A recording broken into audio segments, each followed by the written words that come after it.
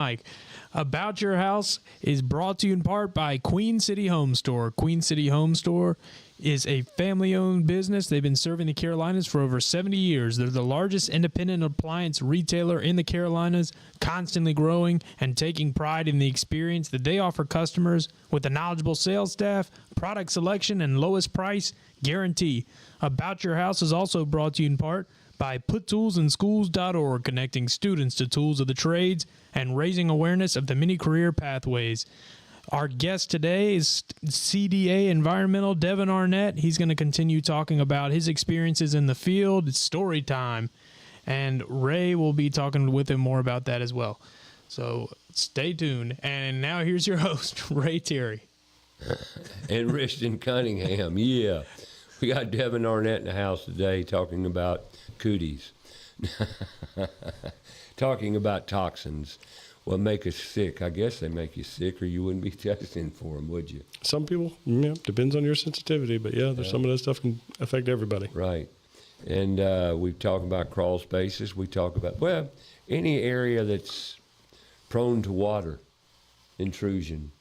You know, one thing I want to hit on is our ductwork. You know, somebody asked me the other day, I was having a conversation, and she asked me as a female, and she says, why are the heat registers in the ceiling? Why? It doesn't make sense. Heat rises, and if the heat comes down, it stays up high. I says, well, yeah. Well, why wouldn't they put them down low?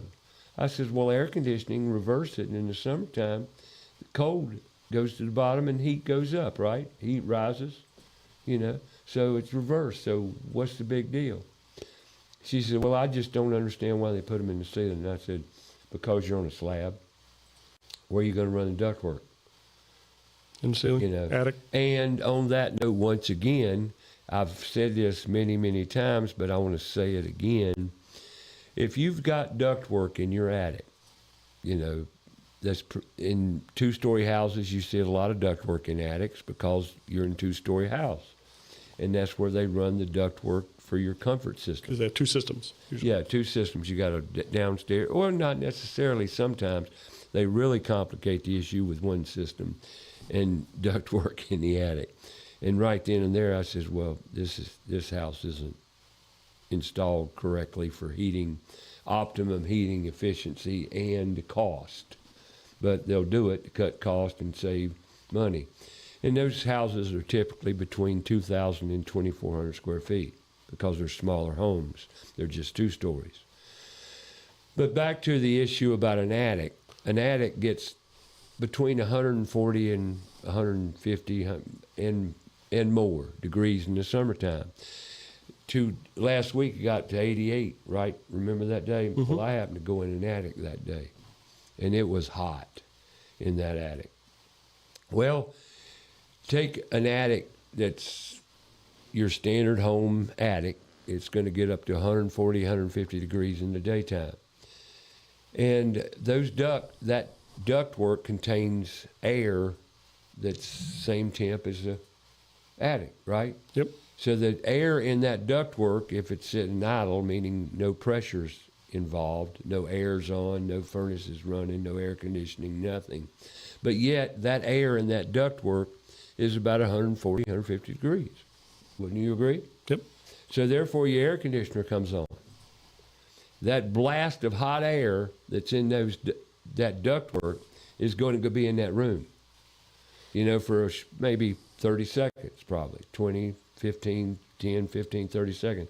So you're getting a 140 degree blast of air coming into your house upstairs. Does that make sense? Well, that's standard, right? Every house that has ductwork. Well, if you encapsulated your attic, you would not have that anymore. Because the temp in your attic would never get above 80 degrees. And that's been proven to me many times. We talk about ABS Insulation being one of our sponsors. Well, they encapsulate attics.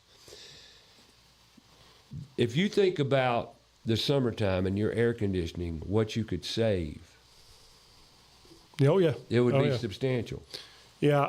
And the sizing of your unit would not have to be as large as what you have. Therefore, it's going to give you total comfort.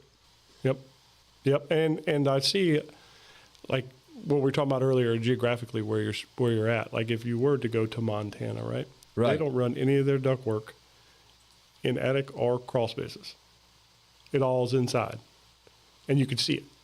Like they just, they'll put a register here and a register there, and they love. I mean, so that you don't have any. If it leaks, it just Right. leaks into the building envelope. Sure. Gotcha. So here, I think when you encapsulate in there, just always make sure that ductwork is sealed correctly, right? Right. Because you get that blast, and you want to stop that from happening. But if you're continuously doing 10, 15% duct leakage on the return side and just throwing that into the system, Right. I mean, it is a vulture. I got you. Well, I appreciate you sharing that. Yeah. Vulture in what way? It's just an energy vampire. I mean, Right. It's just, your system works so hard. People don't understand your system is built to take 70-degree air and make it 72, or 72-degree air and make it 70. Right. That's all because you'd be surprised how many people will say they think their air runs out into the compressor. Oh, yeah. Well, no, it doesn't. They have no idea. And Right. I'm like, and like if you're doing mold testing, I get this all the time. Well, I want you to test in the ductwork. And I'm like, it's the same air. Exactly. It's this right here that we're breathing right now is the same That's air why that's you in have that it ductwork. tested. Well, and since we're on ductwork, let's talk about crawl spaces. Crawl spaces are problematic, to say the least. A lot of people have no clue what goes on in their crawl space. And we talk about heating and air conditioning, and I cover this a lot because, well, you never can say it enough. People don't think about this out of sight, out of mind. You turn it on, it blows, hey, everything's cool. Not necessarily. For example, in the summertime, you got supposed to be about 58-degree air conditioned, right? Mm-hmm. So you got 58-degree air, and it's 90 degrees outside. Humidity's 70%. Hot, muggy day. And your crawl space got ductwork going in it. And it might be flex duct, which is that puffy-looking ductwork you see under your house, and it's strapped up and run A pretty. giant slinky with plastic on it. Yep, exactly. And it goes and attaches to a metal boot that goes to the floor. Well, that metal boot is metal, okay? And if you expose that metal boot to the air in the crawl space, well, if it's 90 degrees outside, the air in the crawl space is going to be, it ain't going to be 70 degrees, I'm going to tell you that. It'll probably be somewhere between 80 and 90 degrees. Yeah, if the vents are wide open, definitely. If the vents are open. And that's why I tell people through many, many years, close your vents year-round in Charlotte. Especially if you have a dehumidifier or something like that in there. I don't, With like I said, dehues, I'm not a big fan of dehues. I don't understand why the vents were there in the first place. So, but I mean, I don't understand why we have crawl spaces in the first place either. Anyway, supposedly the history of it is they used to make cellars, to keep your jarred goods or whatever down there. And you were built up just enough to keep your subflooring from getting wet. But then they decided, well, we want more room, so they came up with either put a basement or raise the foundation up a bit, give you some headroom. Right. And I'd be surprised, usually, like how many 1950s style homes have you been in that have a partial basement? Oh, yeah. In Charlotte, very popular. Dilworth, Myers Park. Open communication to the crawl spaces. Yes. Right. But here's a quick story. I get a call one day, and the guy's like, I got this odor in my bathroom, my guest bathroom on the first floor. Now, this is a big 4,000 or 5,000 square foot home. And he goes, I need you to come and help me figure this out because it's also hot in there. Sure. And it's muggy. And I'm like, okay. And I get there, and he tells me the story of, well, he's had 3 HVAC companies out. He's had a plumber out. He's had a termite guy out. And I'm like, okay, I don't know what we're going to do, but we'll have a look, right? And I said, show me to the bathroom. So he shows me to the bathroom. And I walk over to the vent. There's a floor vent there. I look up. I I'm bet look- you're seeing crawl I'm space looking at the dirt. crawl space. I'm sorry I interrupted you, but you saw dirt. I said, I think I found your problem. And how it happened, and nobody saw it because nobody looked from this angle. They were all trying to look from underneath. Sure. And the ductwork went like this underneath two other lines of ductwork and went straight up Couldn't into see that it. boot. And they couldn't, you literally had to pull the other two apart and stick your head up in there to see it. And nobody did that. I'm like, well, there's your problem. you know. So, I mean, making sure that ductwork is sealed because that, like I said, he's just blowing air. So it did cause a little bit of mold right around there, and it did elevate it in that bathroom. Because when you have humid air, the more humid the air is, the easier it is for materials to condensate and sweat, right? As humidity goes up, so does what the technical term is, the dew point at which that will sweat gets closer to whatever the ambient temperature is. And the dew point in the summertime, if people would pay attention to it, tells you a lot. Yes, sir. It really does. The dew point is where water develops. Yeah. It's that simple. When it reaches that's why they call it the dew point. Dew is water. Yeah. And the one thing I always recommend for people that have a crawl space is go and buy you one of them $30 weather units. Yeah. Right? And just throw one of those probes down in your crawl space. Sure. Just once a day, have a look at it. What's my humidity looking like? Because, it may take, like you may get water through your foundation, but it only happens once every 3 years when the rain's coming from this angle, at this speed Right. for this long, Sure. right? And so you go into a crawl space and you'll see, well, there was standing water here at one time. I can tell by the You can tell. leftover It's material obvious. on the vapor barrier, or you can see the efflorescence coming through, right? But always keep an eye on it because you can tell a lot without having to go down there because nobody wants to go down there, right? And that's another reason I recommend every year or two, no more than two, have your crawl space inspected. And while you're doing it, kill two birds with one stone. Call Kilo Exterminating. They'll come and take 4, 3, depending on the size of the house, 3 or 4 moisture readings. Those moisture readings give you a direct indicator of moisture content in the substructure or the structure itself. Floor joists, band seals, whatever the case may be. It's a great indicator to your moisture levels. And they'll give you that. That's part of the process. And another thing we talk about frequently is February is the driest month of the year. February is absolutely the driest month of the year because it's the coldest month of the year. Cold reduces humidity for some reason. Why is that? Because, like I said, the warmer the air, the more saturated it can get. Yeah, That's just simple. we're talking about the boots, where your flex duct goes through the floor in the boots. If that boot is exposed anywhere, what are you going to get? Water. Yep. You're going to get just like a tea glass, iced tea. Set it on the table in the summertime, what does it do? It just sits there and drips. Yeah. Same thing, that boot's downstairs in the summer dripping. Where's the water going? Well, if it's not hitting the ground, it's going in the ductwork. And you don't know how many times I've gone under a house and saw a big droop in the ductwork and knew exactly what it was. I said, they're holding water. Yep. They're holding water. Yeah, that condensation, in there that holds that water. Now you're pushing humid air, because 72-degree air at 50% humidity feels good. 72-degree air at 75% humidity is clammy and uncomfortable. If you're inside your house, I can walk in the front door of a house and tell you basically where the humidity's at because I can Me too. feel it. Me too. I did a doctor's office.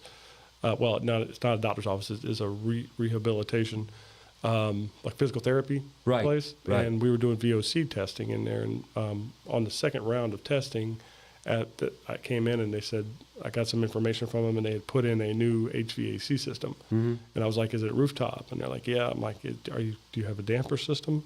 Because I'd been there for 2 hours. The TO15 test is a 4-hour test. And I just got to sit there and look at it. And they go, yeah. And I go, what percentage of air are you bringing in? And she's like, I don't know. I said, whatever it is too much. And she's like, because she's the environmental person with whatever Right, said company, right? Right. And she was actually like a little offended that I said that. I went, well, you have your equipment. I said, are you running it? And she goes, yeah. I said, tell me what that humidity is. And she comes back and she goes, I'm sorry, you're right. It's 65%. Yeah. I said, I can feel it on my skin. Yeah, You can I feel can feel it. Now, my olfactory glands for smelling stuff are gone. I can't smell anything. Right.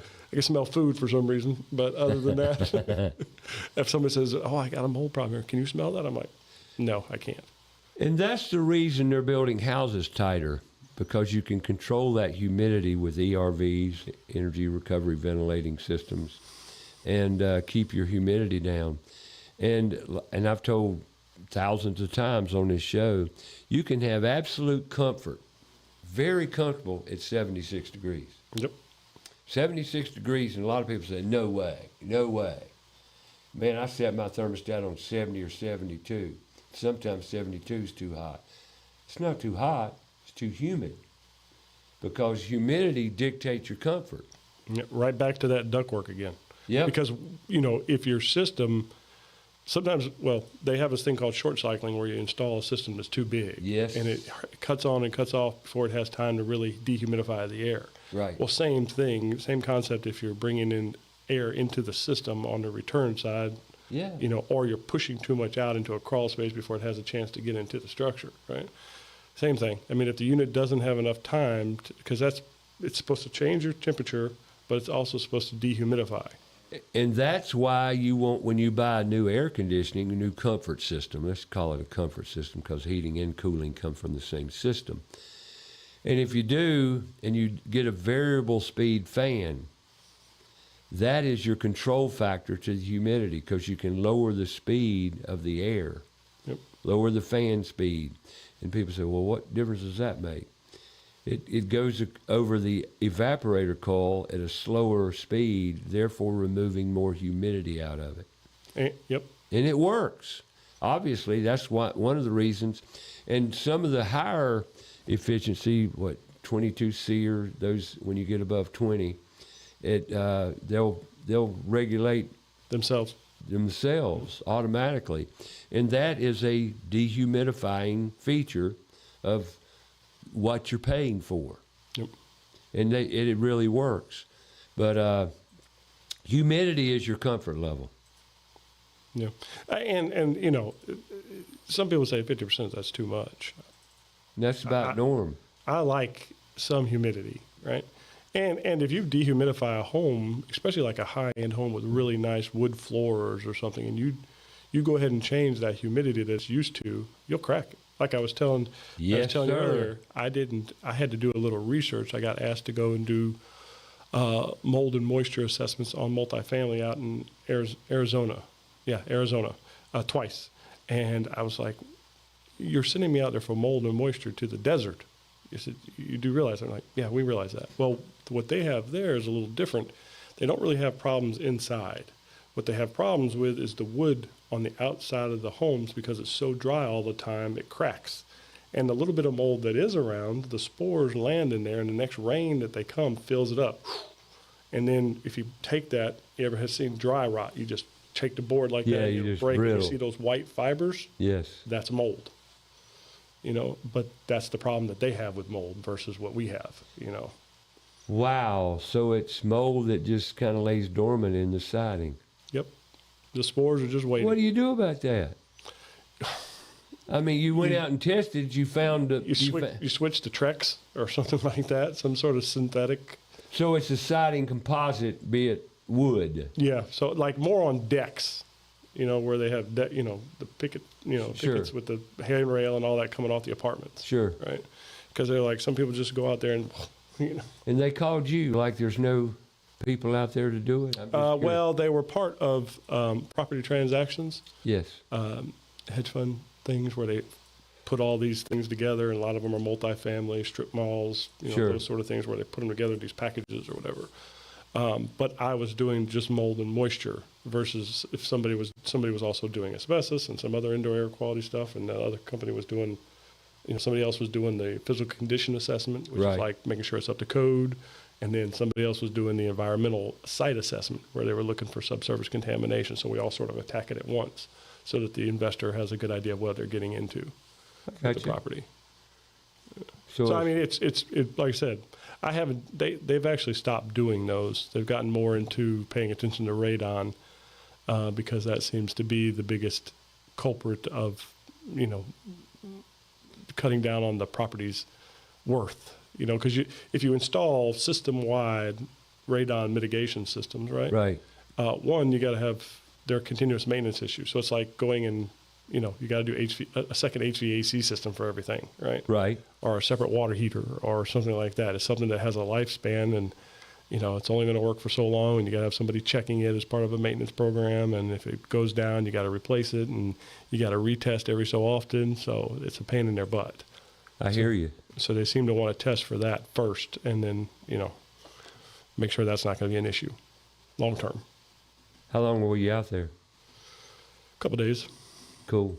And one of the other things that I was going to say earlier was I kept on running into their water heaters, and they weren't turned on. The what? The water heaters, the gas was turned off to all of them, every single one of them. And I looked at them, and I'm like, what's going on? He goes, we don't need hot water. We have all the hot water we need. We're in the desert. They do it solar. No. So the water comes through the reservoir at like 90 some odd degrees. Really? Yeah. The pool I went to that night, at my first night there, had these sprinkler systems just to try to cool the water off. And one of the locals tells me that they have what they call block parties. It's so hot there that they show up before the sun goes down, and they all bring a block of ice. And they throw the block of ice in the pool. And they let it melt. And then when the sun goes down, the ice is melted, it's cool enough to go out there and actually enjoy the pool. Right. I know. I can't stand swimming in hot water. Mm-mm. Lake Robinson in South Carolina on nuclear reactors on the power station. I jumped in that water one day and said, "My gosh, this ain't comfortable." I said, "What's wrong?" "Well, touch it." It was hot. That's no fun. We're dealing, Richton, commercial time. Let's pay some bills. Queen City Home Store, floor coverings and Kilo. Can we do that? You got it? All right, Queen City Home Store, family operated, 3 generations now in the house. Roddy and his kids, Woody Player, the original player. Now we've got the Queen City Home Store, constantly growing, constantly striving to make you a happy homeowner. Queen City Home Store is furnishing your house with furniture, appliances, all the frou-frou you want. Frou-fru's that little stuff sits around tables, make your house all kind of pretty and decorated. They got you covered. In bedding, any kind of bedding you want. Queen City Home Store is your location for home furnishings, regardless of what it might be. That's not the way it was, but it's certainly the way it is now. They currently have stores over the North and South Carolina region. They're growing rapidly with great customer service, great prices, great products. And you can go online and check them all out on queencityonline.com. That's queencityonline.com. Call them the corporate number, 704-391-6000. Give them a call. Floor Coverings International, Southeast Charlotte. They're your go-to floor covering dealer. And guarantee you they got what you want. You may not know what you want, or you may think you know what you want, but they'll bring the showroom to you. And they've got great staff, great service, great knowledge. So give them a call. Go online, yourflooringteam.com, or you just Google them, see where they go. They go everywhere. If you're in the Charlotte metro area, doesn't matter where you're at, Stallings, Indian Trail, Gaston County, Iredell County, Lincoln County, you name it, they're going to come to you. They got you covered. That's Floor Coverings International, Southeast Charlotte, yourflooringteam.com. We're talking about Kilo Exterminating. Kilo Exterminating, been in town a long time, great company. They do one thing. They check your house for invasive wood-destroying insects or pests. That's some ants that invade your property every summer. Yeah, ants are always a big problem when it comes to summertime. That's Kilo Exterminating, kilo.biz. Got CDA Environmental in the house today. We're just talking about all the cooties and the problems around air quality. And, well, your health primarily is the primary cause of. Well, I wanted to go back to the termite thing. How many people have you told they have termites and didn't know it? I don't really. Or you pay, just get away yeah, from that. Yeah, I don't really pay that much attention. When I see the little piles, I'll tell them. I'll be like, But you'll tell them if you see might want to get the somebody. tunnels. Yeah, you might want to get somebody out here to have a look at that. You know. Yeah, we were at the house last week, and my son says, "Dad, you know this house got termites." I says, "How you know?" He said, "Go over and look at the deck." And I went, and sure enough, there was active termites. And but the point of that is, a lot of people just take for granted that situation. I'd highly recommend. You know, termites can do a lot of damage in a very, very relatively short time. In 1 year, they can do more damage than you could possibly believe. Yep. So therefore, I'd highly recommend getting a pest control company out there at least once every year or two maximum. And I've said this many times, said it on the show here today twice, because it's very important, you know. Yeah. You know, the only time people really think about these things is when there's a health issue around it. You know, not your house is being Gonna fall in. eaten up. Well, my brother called me one day in the house in Myers Park. He said, "Ray, you got to come over here." I said, "Where are you?" He said, "I'm over in Myers Park. You got to come see this." I said, "What are we looking at?" "A wall." "Well, what's wrong with the wall?" He says, "Come over here and I'll show you." And termites had eaten the whole wall. Practically the whole wall was gone, eaten up, studs, everything. I mean, just gone. I don't even know how structurally it was standing. Of course, there's when you have that integral business going on. Yeah. I'm not like I said, I'll never own a house with a crawl space again. I just won't. I mean, Well, you know, I need to posed worry the about it. question to a lot of people, and you'd be one I'd pose it to. What do you like, Dan, in a crawl space? What would you, crawl space or a slab? First off, if I have a slab, everything in between here and China is insulating my bottom of my house, Yep, right? yep. Air can't get through it. Then I don't have to worry. I mean, you do have to worry about termites from the seals up, but Sure. other than that, I don't have to. I mean, that's usually where they're coming from is from the crawl space, one way or another. They're getting up Sure. through there, and no, I'm not worried about that. You know, if you lived in Asheville or Buncombe County, maybe you would need to worry about your pipes freezing because that's what some of the people would be like. Well, absolutely. your pipes will freeze. No, they're not going to freeze. My pipes are not going to freeze. Not in my slab. Now they may above the slab, you know, but as long as my house is heated, even if it's just 50 degrees, I'm not worried about that, you know. You know, we talked about a lot of things here today, just in the 1 hour or so we've been on the air now. But, and I posed that question, I prefer a slab well over a crawl space, but it's about a 50-50 thing because I ask a lot of people in construction the same question. What would you advise, a slab or crawl space? Oh, crawl space. And I says, well, why? Well, what if you remodel? Take a concrete saw and cut your floor. You can remodel a slab. You can remodel a slab, you know, and you know, say I like crawl spaces. Don't misunderstand me, but overall, they're a pain in the rear end. I've never seen them move a house on a slab, though. I have seen them move houses. No, you that can't are- move a house on a slab. No, it's there. There's yeah, okay. How many houses are you gonna move in your life? I've only Hopefully none. Yeah. Well, I mean, I've been a part of projects where they were like moving them off a piece of property to donate. Right. But Oh, other yeah. than that, But not something I see slabs, very often. slabs are better for water intrusion. You don't have any, right? Done correctly. Oh yeah. I mean, if you're below grade, why would you? Well, you can build a slab, have a slab below grade. Your waterproofing's got to be done Well, my very well. I guess if somebody were to say, "Oh, I really like crawl spaces," I'd be like, "Well, how come no commercial properties use crawl spaces?" Well, they did back in the day. They don't know more. They don't. No No, more. You know. because up in Davidson, I had to go in a few. Out on Lake Wiley in Fort Mill, I had to go in a few. And I even did mills that had them. what's that? Mills. Oh yeah. I even did mills that had crawl spaces. Oh yeah. Old constructions buildings had crawl spaces in Charlotte because I've been under a few, but they don't do it anymore. No. As a matter of fact, I did a 12,000 square foot house in Waxhaw, and when they showed me the crawl space, 12,000, that big one down there? it's huge. When I went to the crawl space, they had completely encapsulated it, and I could walk from one end to the other standing up. Right. I'm 6'2", right? They had a 2.5-ton HVAC system just in the crawl space to keep the humidity down. Lord of mercy. Yep. Had the 2.5 ductwork running. ton air conditioner for the crawl space, which nobody lived Heating in. and air, yep. Wow. It worked. What's your thoughts on mini splits? I mean, they don't seem to be causing any problems.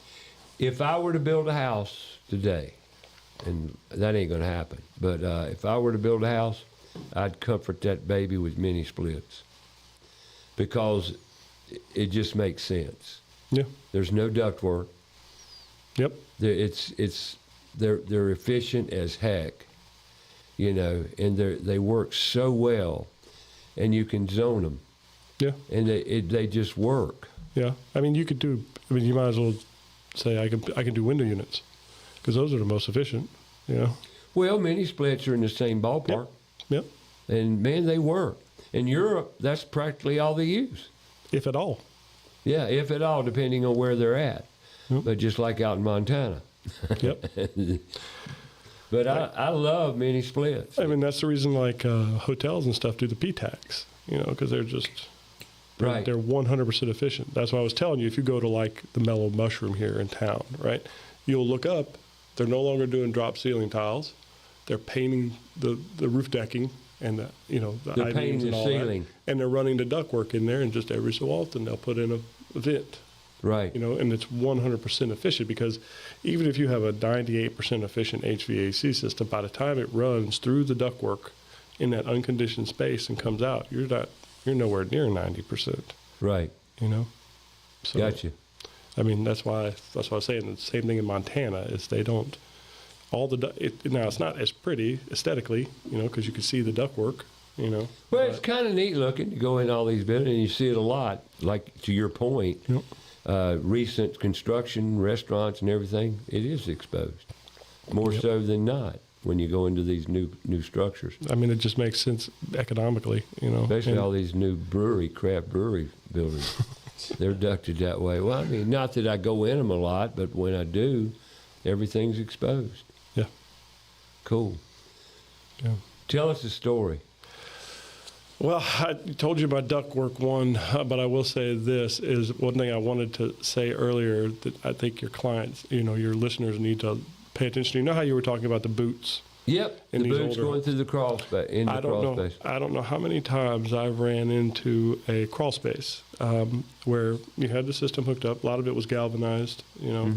Mm-hmm. And when they replaced it with flex duct, but they used the same boot, right? Mm-hmm. Now, why would that be a problem? Well, because a lot of times those were sealed with that asbestos tape. Right. And I mean, I can't tell you how many times, you know, I've seen, and it's right there at a connection point, right? It's vibrating, it has air erosion. I mean, is it throwing those fibers? Because usually that white tape, that was probably anywhere between like 25 and like 40% asbestos. Right. You know, and if it's still there, I mean, it was used back in the 50s and 60s. I don't think I've seen it in 70s, maybe early 70s I've seen it, but I don't really see it past then. But, you know, they put it all around in galvanized connections and stuff like that. But like I said, I'll go down there and they'll be like, we'll be doing mold or something like that on many, many projects. I've had this happen where we're down there and I look up and I'm like, oh no. Asbestos tape. And they're like, you want to test it? I'm like, don't know. I'm wasting your money. You know, it's asbestos. Even if you need documentation for insurance, sure, I'll grab a couple samples, but it's asbestos. You know, it's like transite siding. I don't have to test But that it's either. not friable. If it's been there long enough, it is. It is? Yeah, it just gets so dry. I know. It could be You know, very brittle. you can just grab it and Well, I've told this story too. I remember the asbestos situation back in, goodness, it's probably been 30, 40 years ago. I went into a house in Myers Park. Back in the old days, they had boilers, and they fed hot water to all the radiators, or the radiant heating systems. radiant heating systems. And naturally, all that had been removed in the house. But in the basement, there were still some water pipes with asbestos insulation on them. And the homeowner took me down there and he says, see that? Don't touch it. I got a friend. He told me, he warned me already. That's all he said. Don't touch it. So I left and the plumber came over. And you know what the plumber did? He touched it. And I told him not to. But he touched it. Not only did he touch it, he took a lot of it off. What'd he do? He disturbed it. The homeowner comes home. Homeowner calls me and says, we got a problem.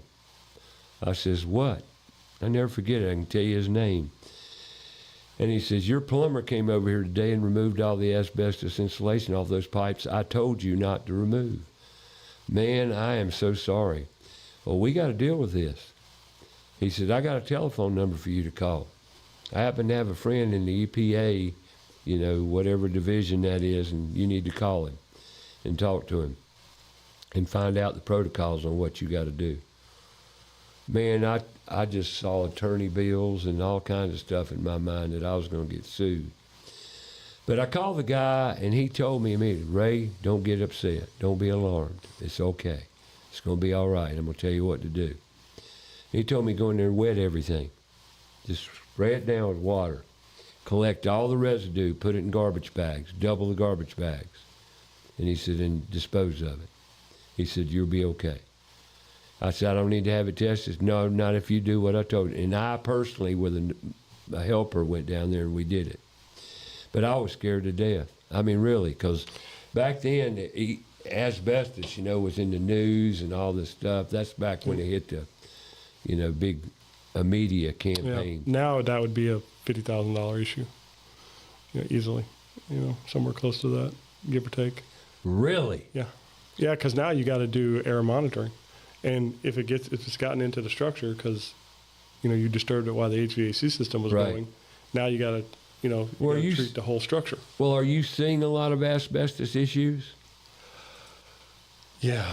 I mean, when you say a lot, not a lot, but what the problem with it is people don't know what people don't know. Exactly. And a lot of times these young couples will buy a house or something and they're like, we're going to fix it up or flip it or whatever it is we're going to do. Right. But we're going to save money by doing all the work ourselves.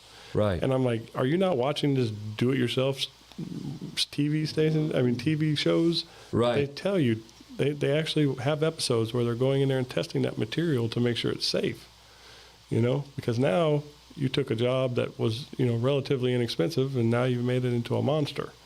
Exactly. You know? And you got to do that clearance test, well, what they call air monitoring. You just sort of treat the whole thing as if it's abatement, but there's nothing to abate.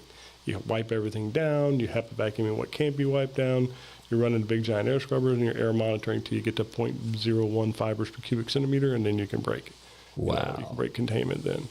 Right. And as far as in a crawl space, he gave you the best advice if it was that far back. Right. That was the best advice. But these days it wouldn't be the best advice. But it's, you know, what's funny is you said don't touch it, is as inspectors we are required to touch it. Like we're mandated to touch it because we got to control if it's friable or not. Okay, so you got to touch, see if it's friable. I mean, I've been doing it for so long, I don't have to touch it. I'll just look at it. I know it. I've already touched stuff like that 1,000 times. I know. But my people, you know, my inspectors, I'm like, you're gonna have to touch it if you don't know. You know, just give it a little squeeze. Right. You know, if it moves, that's friable material. Well, I'm gonna go into another area, and that's back to water, flood waters, high water. You know, you get a flood, it comes up 18 inches on the drywall. You got any stories about that?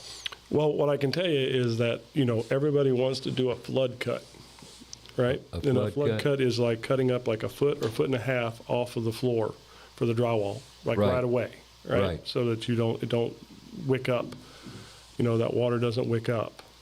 And, you know, in conjunction with basically pulling that water out or stopping the water source or whatever.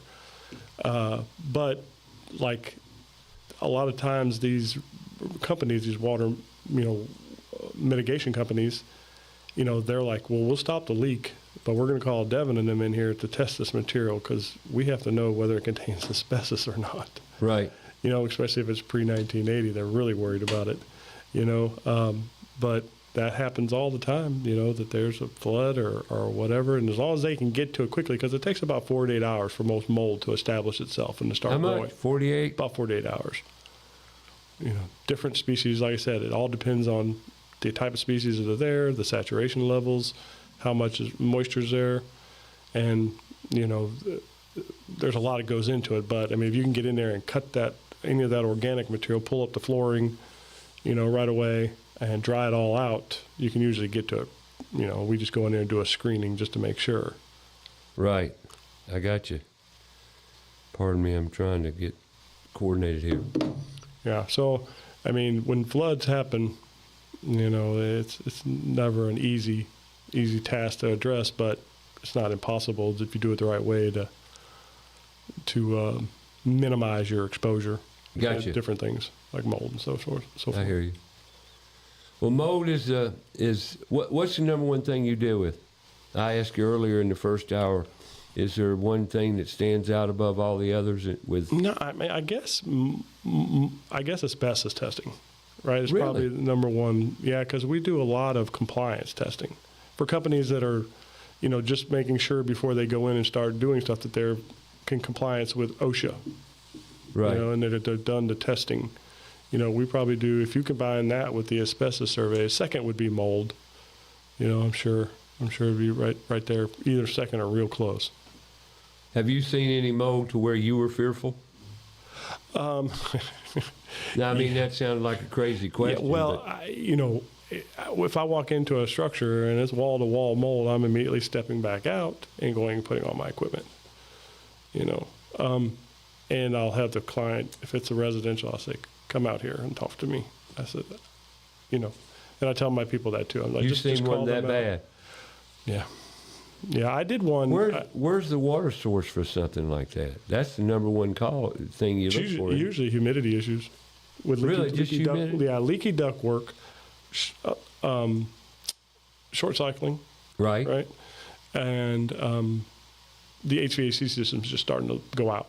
Right. It's just not as working correctly. Right. And that short cycling, and I'm not saying this to whoever, because I know there's a lot of companies out there who do really good work, right? Mm-hmm.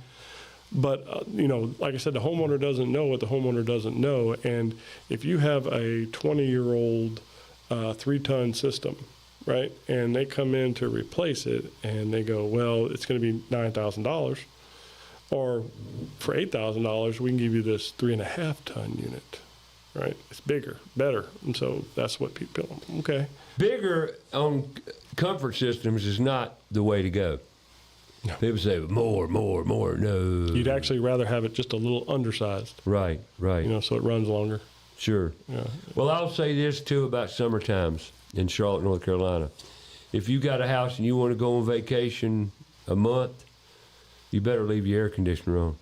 Oh, yeah. A lot of people cut it off. Big mistake. Tell them what happens. That humidity. Humidity. You'll come back and you'll have mold crawling up some walls. And a lot of times, if it's that type of that type of mold, it looks like dust, Yeah. right? Now I said, run your flashlight across it, not at it, and you'll see it. It'll light up like a little forest, But a lot of times, if you have white mold on a white wall, unless you know what you're looking at, it's like Can't see it. Okay, yeah, and you go up to ductwork or a door and you point a flashlight right at it, and you're like, I don't see anything. Then run it across, everything just illuminates. I got a call from a customer of mine who I've done a lot of work on a duplex he has. He called me and says, Ray, I got a mold problem over in my house on Roland. Mm-hmm. I says, it was summertime. I said, I know what's wrong. People run those, people are running the heat with the doors closed. And they got no air circulation. And they had mold growing up the baseboard. And therefore, and they had no insulation in the crawl because of the older unit. And knew immediately, I said, you're going to have mold in that house. Yep. If those old structures are basically dog crates to start with. I call a house that doesn't have any much insulation dog crates, because the old houses in Dilworth, Plaza Midwood, the old sections. No vapor barrier, no insulation, and all that moisture's invading the house. What's sort of weird though is there's probably been more than not that I've seen those no mold problems whatsoever because it was that rough cut. Right. And that whatever that Roughage. species of wood or tree, it has a natural retardant effect. Right. And whatever they did back then, maybe they didn't do anything, right? Right. Maybe they just cut it, and it still kept some of that. And a lot of times I'll go into a structure and they got no insulation, no vapor barrier. It's not wet. I do see a little bit of efflorescence, but there's no mold. But it's obvious not a problem because there's, I'd say, thousands of homes in Charlotte, North Carolina that were built prior World War II and post World War II that are those kind of houses, and there's no issues. Yeah, their power bill, but oh God, their power bill's enormous. Yeah, other than that, it's just. And I always ask any customer of mine or anything, I said, "What's your power bill?" It's one of the standard questions I ask. Well, it varies. I said, I know it does. It's higher in the summer than it is in the winter, right? And some come back and says, not necessarily. Those are the older homes where you got a lot of leakage in the winter and it's rather drafty, And speaking of which, let's plow into a break here. If you've got a drafty home that's a dog crate, you may want to call ABS Insulating. ABS Insulating, your go-to insulation company in the Charlotte metro area, specializing in residential construction and problems. If you've got issues around your comfort, I talked about attic encapsulation. That can be an answer in itself. Would you rather put a whole new unit in, or would you rather encapsulate your attic? Think about it. But if you're going to encapsulate your attic, I highly recommend you doing it after a new roof. After a new roof. Why? Because the average deck replacement on a house, from my friendly roofer friend, says 7 to 10 sheets. So that's 7 to 10 sheets of plywood they got to take up. That's 32 square feet per sheet, and do the math. But that's not the important thing. The important thing is they're going to damage that foam insulation, because when you encapsulate your attic, you're using probably open cell foam, which is, will come out of the voids.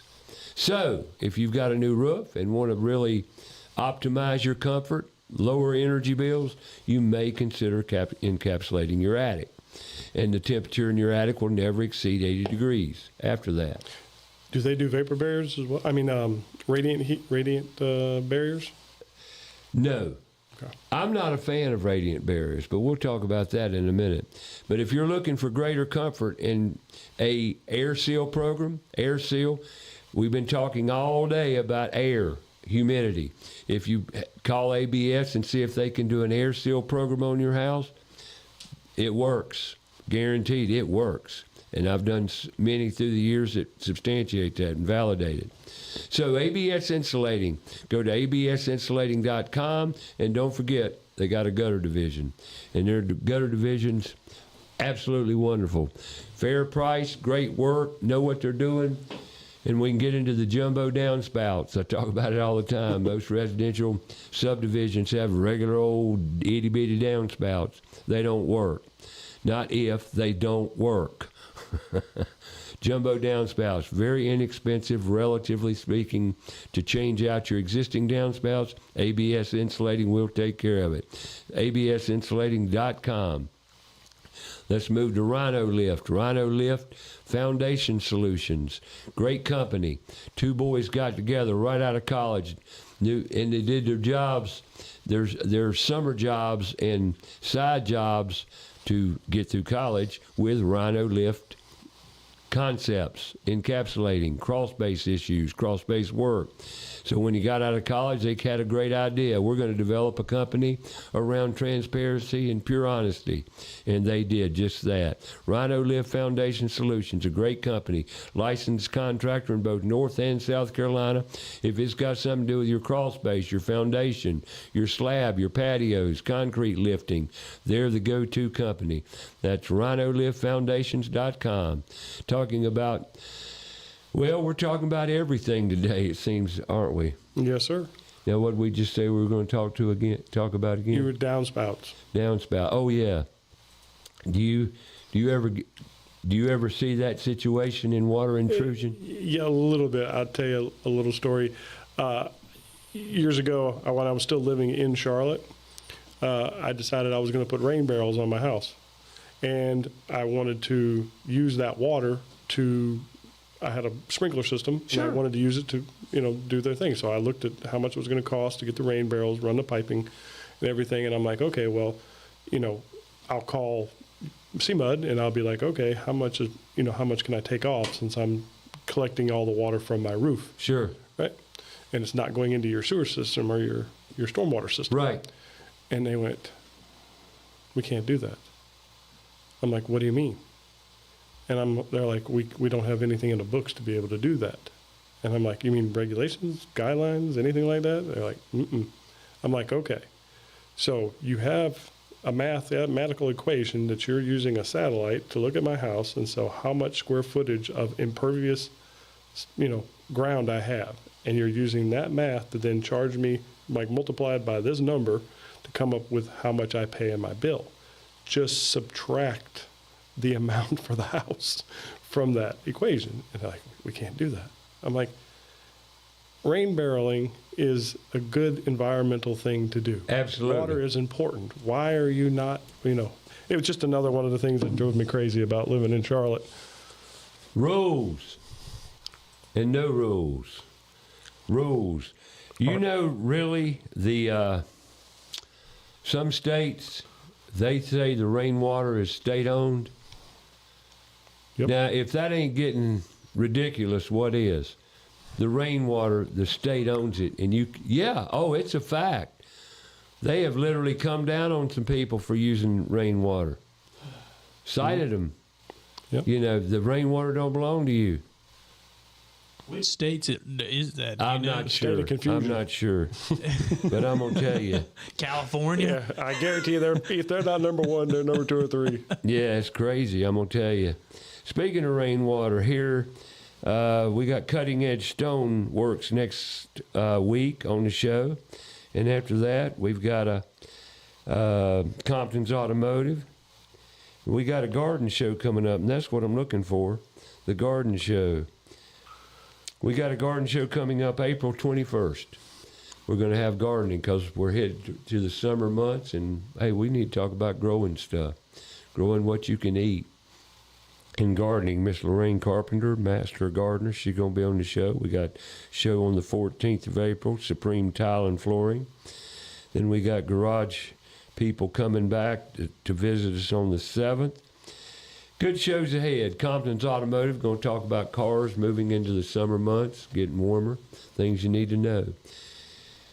You got to stay abreast of all this stuff, shouldn't you? Yes, sir. Or maybe you can just not stay abreast and stay totally It'll cost you money. ignorant. Yep, it does. Not being abreast of what's going on will cost you money. Well, I'll tell you this. If you own a house, it never stops. No. It never stops. No, it doesn't. And that's why I'll never own another house, never live in another house. I've lived in a warehouse now for 8 years, and it doesn't require much from me. But you go home every day and you think there's more to do. Yeah. Practically. Well, there's always something to do. There are always things to do. I'm not a yard guy. I would rather. I'll trade 2 hours in the gym for an hour in the yard. I hear you. Some people they absolutely love doing yard work, and I get it. I mean, sort of. It's just not my thing. Right. Well, let me go another direction here and talk about put tools in schools. Every week I've got to do a little bit. We've got 2 events this week. Career days. We got one tomorrow at Northwest School of the Arts, a great school. It's over on Beatties Ford Road. Wonderful kids, great students, and they just love tools. And then on Thursday we've got an event at Union Preparatory School, Union County, down there. Looking forward to visiting that. Never been there, but I want to tell everybody. PutToolsInSchools.org is out to raise the awareness to the many career pathway in the trades. I've been to 39 schools now, 39 schools, 39 trade days or career days, whatever you want to call them, where we go to the schools, we interact with the kids and make them aware. We need industry to get involved. We need industries for support. We're creating, I took you out in the toolbox, right? What'd you see? You saw a nice space. Oh yeah. Yeah. You're going to have a lot of room to work there. A lot of area to A great teach. potential for teaching. Teaching kids about tools, be it electrical, be it plumbing, be it HVAC, welding, cooking, domestic chores like washing clothes.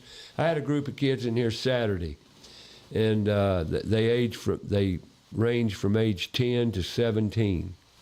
17-year-old didn't want to be here, but that's okay. He won't be here again, because if you don't want to be here, we don't want you here, because we want you involved in learning. Well, I mean, if you don't want to learn, like any kid or anybody, if you didn't want to learn, you're not going to pay attention, are you? No. So, And you won't retain either.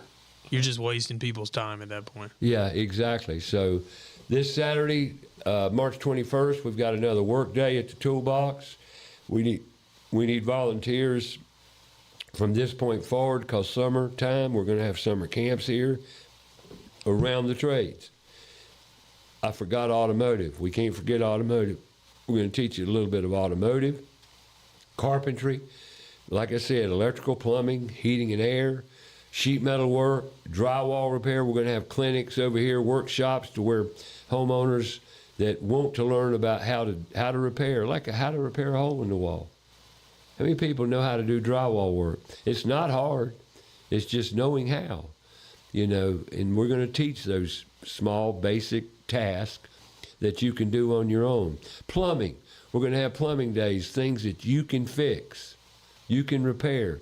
You'd be surprised what you can repair, like a toilet, a commode. How many people know how to repair a commode? Because there's really not much involved.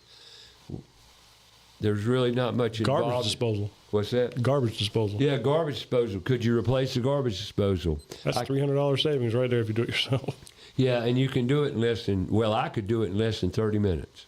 I can change out a garbage disposal in less than 30 minutes. Why? Because I've done tons of them through the years. And they're all basically the same.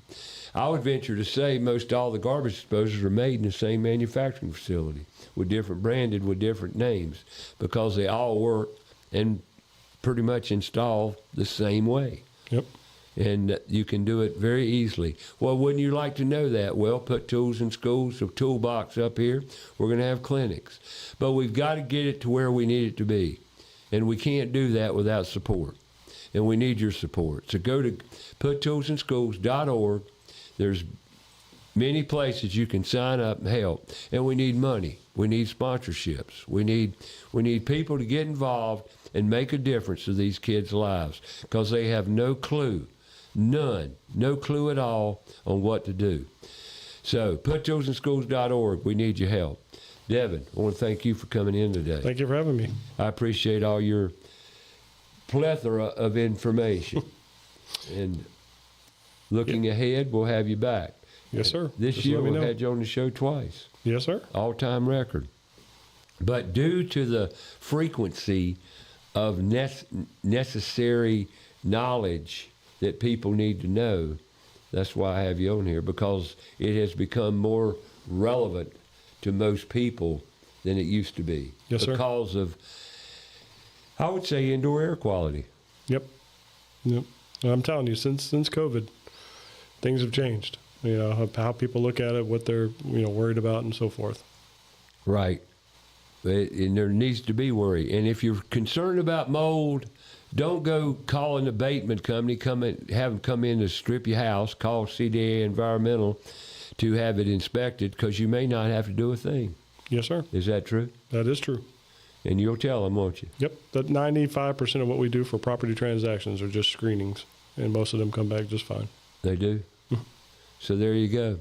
So next week we got Cutting Edge Stoneworks.